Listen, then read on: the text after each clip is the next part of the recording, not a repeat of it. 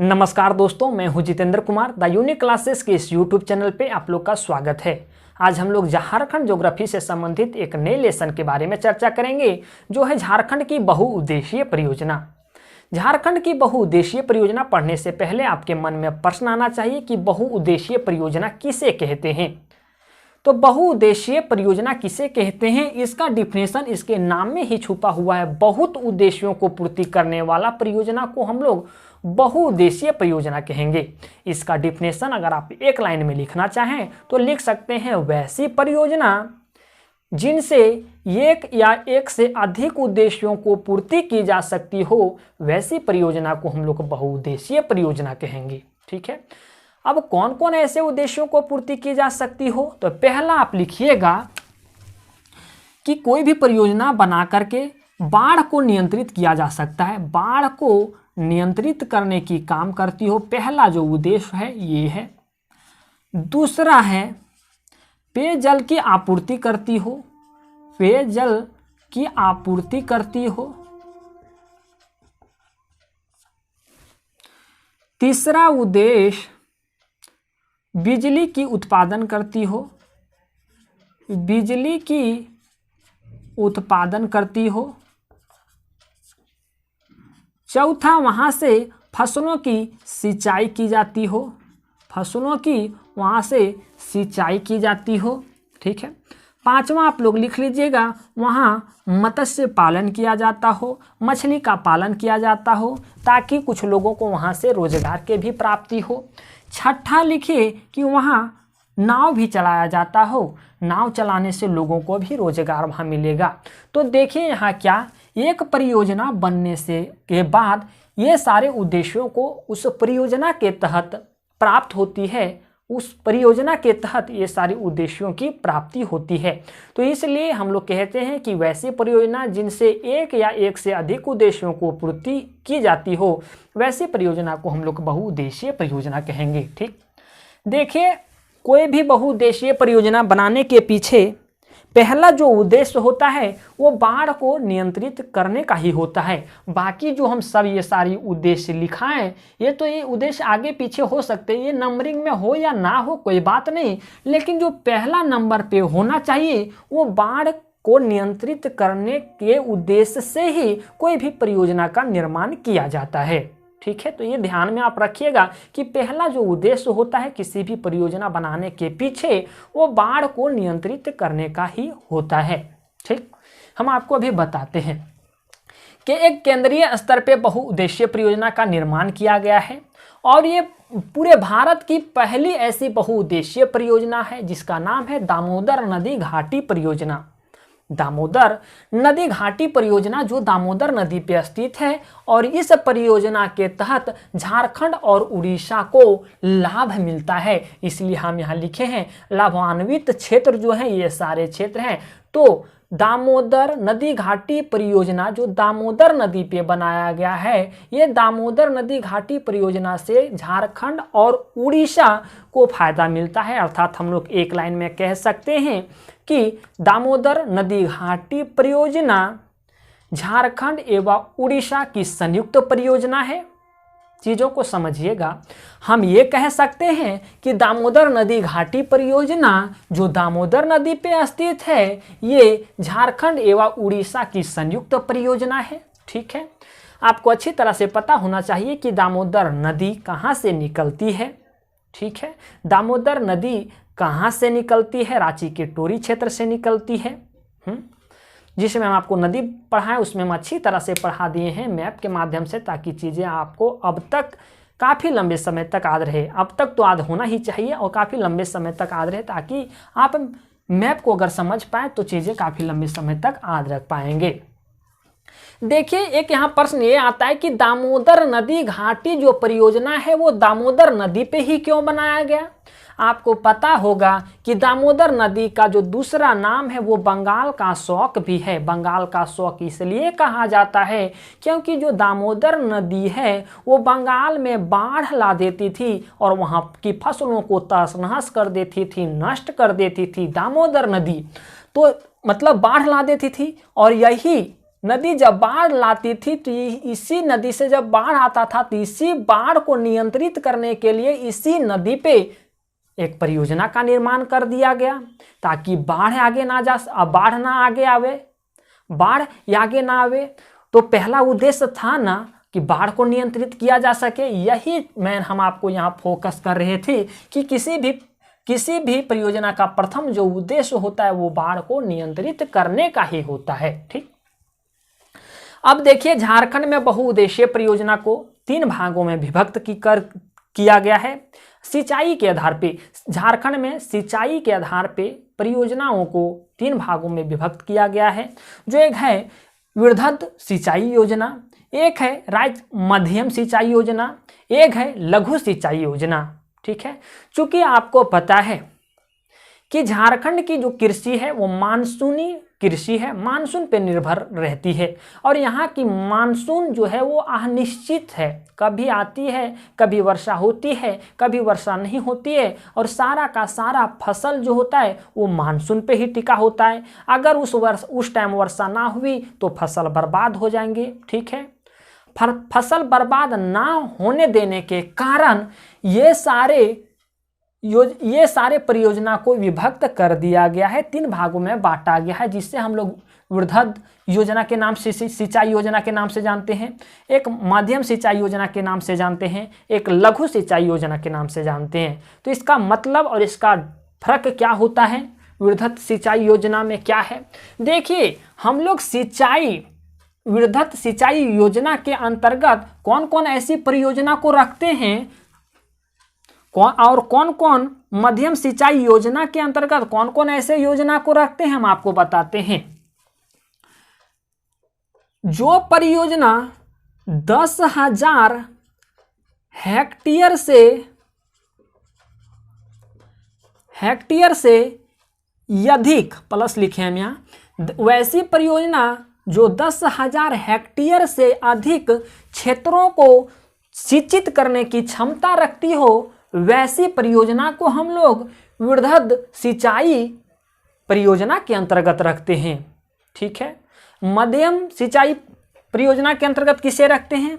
तो वैसी परियोजना जो 10,000 से कम, 10,000 हेक्टेयर से कम तथा 2,000 हेक्टेयर से अधिक क्षेत्रों को सिंचित करने की क्षमता रखती हो, उसी को हम लोग मध्यम सिंचाई योजना के अंतर्गत रखते हैं। ठीक है, एक आता है लघु सिंचाई योजना। लघु सिंचाई योजना के अंतर्गत कौन कौन ऐसे हम लोग परियोजना को रखेंगे?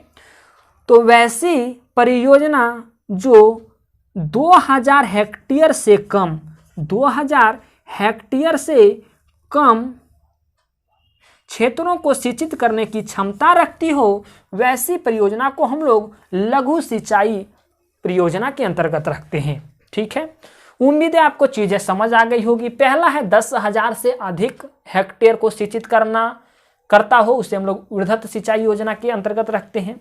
दूसरा जो हुआ 10,000 से कम लेकिन 2,000 से ज्यादा क्षेत्रों को। तीसरा जो हुआ वो 2,000 से कम क्षेत्रों को। ठीक है, तो अब देखते हैं कि वृहद सिंचाई योजना के अंतर्गत झारखंड में कौन कौन ऐसी परियोजना को रखा गया है। पहला है अजय ब्राज परियोजना। क्या है? अजय ब्राज परियोजना, जो अजय नदी पे बनाया गया है और इससे जो फायदा पहुंचता है वो देवघर को पहुंचता है। क्या पहुंचता है? देवघर को पहुंचता है। आपको यहाँ याद रखने वाली बात नहीं है, हम आपको बताए थे कि अजय नदी कहाँ से निकलती है। वो निकलती है बिहार के जमुई जिला से और उसका अपवाह क्षेत्र देवघर में भी है। कहीं ना कहीं अजय नदी का अपवाह क्षेत्र अगर देवघर से वो आती है तो वो देवघर को भी लाभ पहुँचाती है। ठीक है, तो ये आपको अगर नदी पढ़े होंगे ना आप, तो चीज़ें आपको समझ अच्छे ढंग से आ जाएगी। ये अमानत ब्राज परियोजना जो बनाया गया है वो अमानत नदी पे बनाया गया है और ये परियोजना पलामू को लाभ पहुंचाती है। आपको पता है कि अमानत जो नदी है वो आपका चतरा से निकलती है और बेरिया स्थान पे उत्तरी कोयल नदी से जाकर के मिलती है। ठीक है, और इसका अपवाह क्षेत्र पलामू भी है। ठीक है। और इसी नदी पे अमानत बराज परियोजना का निर्माण किया गया और इसका अपवाह क्षेत्र तो पलामू था ही, तो ये पलामू को लाभ पहुंचाती है।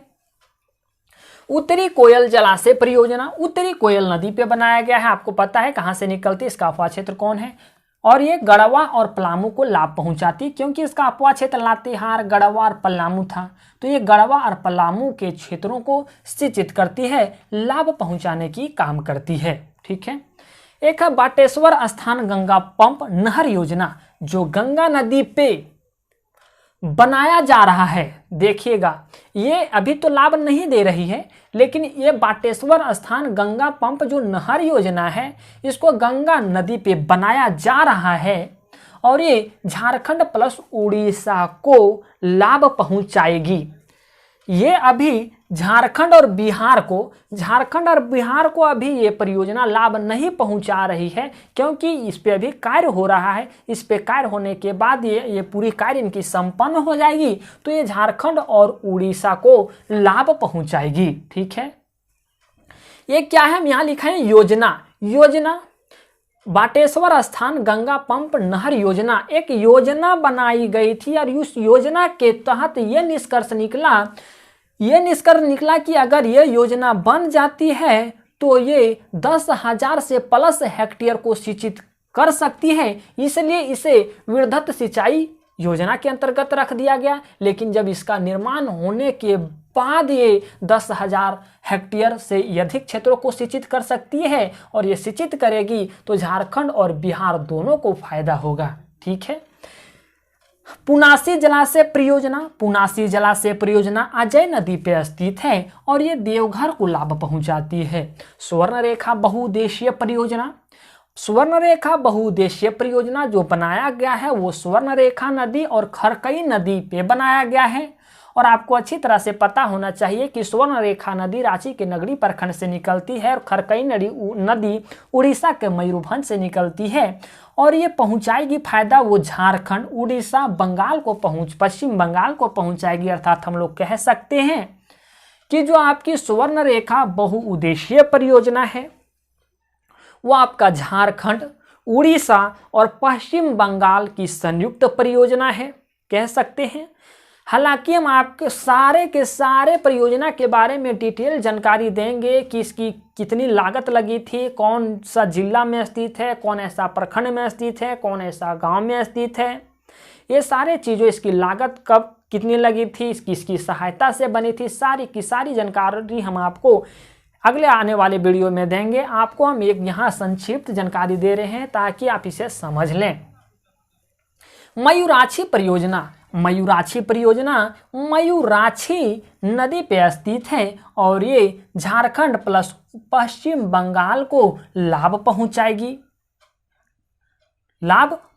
झारखंड और पश्चिम बंगाल को ये जाकर के लाभ पहुंचाएगी। आपको रटने नहीं है, देखिए ना, ये बंगाल में ही जाकर के आपकी मयूराक्षी नदी जाकर के मिलती थी, निकलती है देवघर के त्रिकुट पहाड़ी से। ठीक है, देवघर से निकली है और गंगा में जाकर पश्चिम बंगाल में मिलती है। अब दोनों क्षेत्र में अगर इसका अपवाह क्षेत्र है तो दोनों क्षेत्र को लाभ पहुंचाएगी, है ना। एक है कोनार सिंचाई परियोजना, कोनार नदी पे स्थित है और ये हजारीबाग को लाभ पहुंचाती है। एक है आपका कोनार, यहाँ तक आपका वृहद सिंचाई योजना के अंतर्गत जितने भी परियोजना थे यहाँ तक आपका सीमित है, यहाँ तक आप चीज़ें यहाँ खत्म हो जाती है। इस चीज़ों को याद रखने के लिए आप ये सारी चीज़ों को नहीं आप याद रख सकते हैं, तो इसके लिए हम एक ट्रिक लेकर के आए हैं।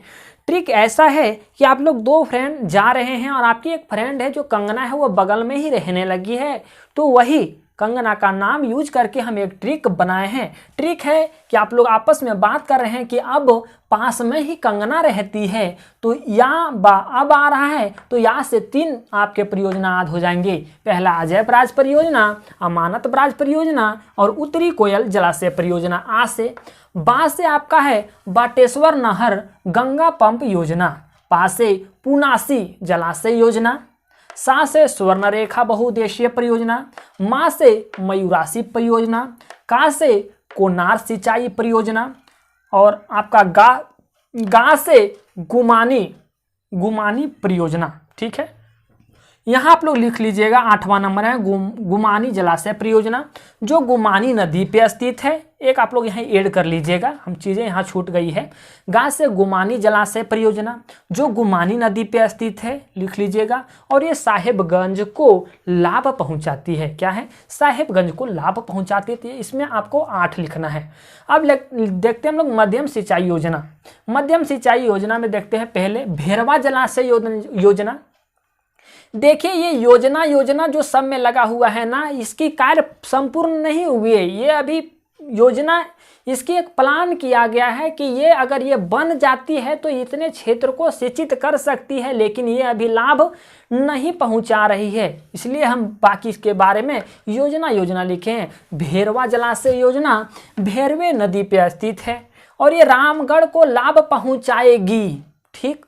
सोनुआ जलाशय योजना संजय नदी पे स्थित है। सोनुआ जलाशय योजना संजय नदी पे स्थित है और ये आपके पश्चिम सिंहभूम को लाभ पहुंचाएगी। सुकरी जलाशय योजना सुकरी नदी पे स्थित है और ये लोहरदगा को लाभ पहुंचाएगी। सुरंगी जलाशय परियोजना सुरंगी नाला पे स्थित है और ये रांची के तमाड़ को लाभ पहुंचाएगी। और आपको पता होना चाहिए तमाड़ से आपकी कौन सी नदी निकलती है? तमाड़ से आपकी कौन नदी निकलती है? तो काची नदी निकलती है। और सिल्ली से आपकी राढ़ू नदी निकलती है। और काची नदी और राढ़ू नदी फाइनल जाकर के स्वर्णरेखा नदी में मिलते हैं। कह सकते हैं कि स्वर्णरेखा नदी की सहायक नदी काची या राढ़ू नदी है। नदी पढ़े होंगे तो ठीक अच्छे ढंग से समझ पा रहे होंगे।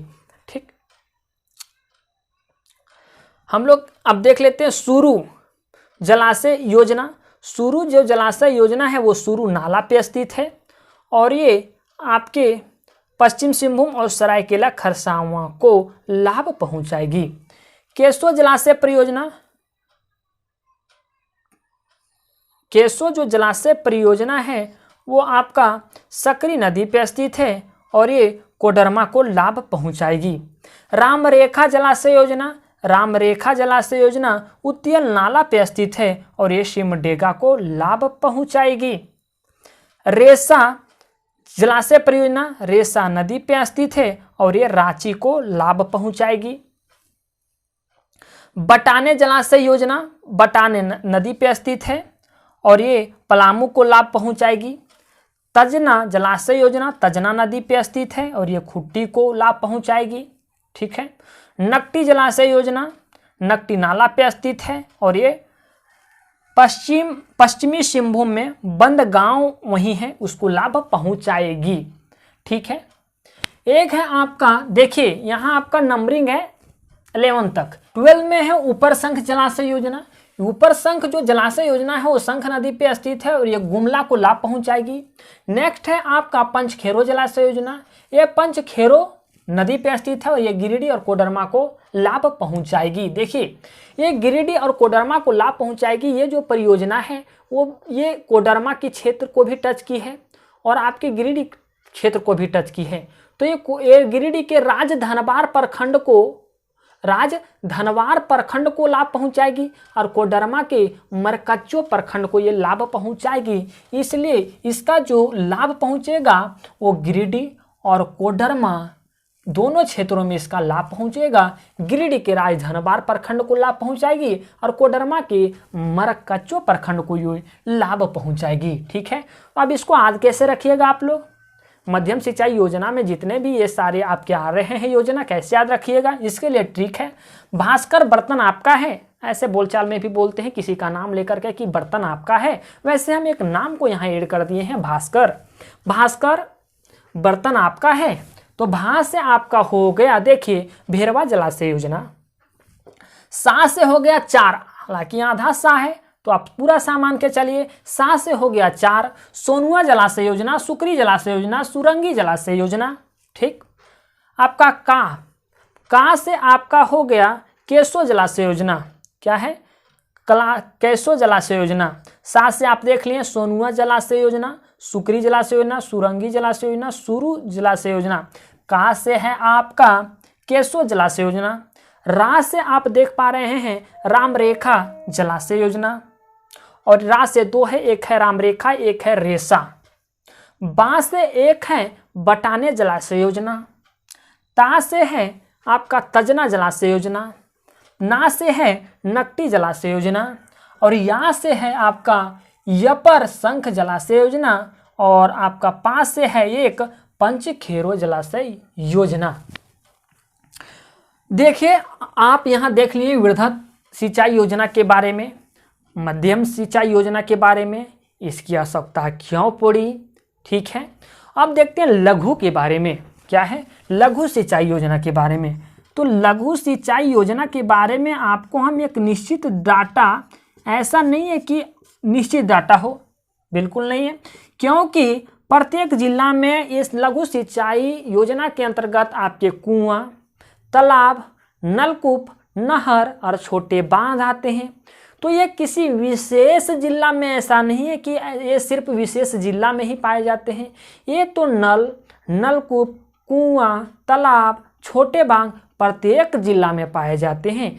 तो हम आपको यही आंकड़ा देंगे कि प्रत्येक जिला को अगर मिला दिया जाए, अर्थात पूरे झारखंड में सिर्फ कुआं से कितनी सिंचाई की जाती है, नलकूप से कितनी सिंचाई की जाती है, और आपके छोटे बांध से कितनी सिंचाई की जाती है, नहर से कितनी सिंचाई की जाती है। आप इतने अभी मोटे तौर पे याद रखिए कि लघु सिंचाई योजना के अंतर्गत कुआं, छोटे बांध, नहर, नलकूप, तालाब आते हैं। और इससे पूरे झारखंड में कुआं से कितना सिंचाई हो पाता है प्रतिशत के मामले में अगर देखा जाए तो, आपके तालाब से कितना हो सकता है। आपको बताएं कि ये सारी परियोजना की ज़रूरत क्यों पड़ी, ये सारी योजनाओं की ज़रूरत क्यों पड़ी। आपको पता है कि जो झारखंड में अधिकतर जो लोग हैं वो कृषि पे निर्भर हैं, और जो अधिकतर जो लोग हैं कृषि पे निर्भर हैं, यहाँ के 76% लगभग लोग गांव में रहते हैं, और लगभग लोग गांव में रहते हैं, और 76% जो लोग गांव में रहते हैं उसका देखिए 66% कृषि भी करते हैं। 76% कुल गांव में ही रहते हैं, जिसमें से 76% लोग कृषि भी करते हैं। ठीक है, उसमें से अगर आप देखें तो 58% लगभग सतही जल से वो सिंचाई करते हैं, और आपका 41% भूमिगत से जल से सिंचाई करते हैं। तो इसकी समस्या बढ़ जाती है कि अगर वो मानसून सही ढंग से ना हो, वर्षा नहीं होती है, तो फसल की नष्ट हो जाती है, फसल की बर्बादी हो जाती है। तो इसी समस्या को समाधान करने के लिए ये सारी परियोजनाओं की ज़रूरत पड़ी, प्लस बाढ़ को नियंत्रित करने के लिए भी ये सारी योजनाओं की ज़रूरत पड़ी। उम्मीद है चीज़ें आपको समझ आई होगी। अगर फिर भी किस तरह की डॉट या किसी तरह की परेशानी आपके मन में आ जाती है तो बेहिचक नीचे दिए गए कमेंट बॉक्स में कमेंट जरूर करें। ध्यान दें, हम लोग धीरे धीरे ही सारे लेसन को कवर करेंगे, लेकिन डिटेल जानकारी के साथ ख़त्म करेंगे। चलिए मिलते हैं एक नए वीडियो में।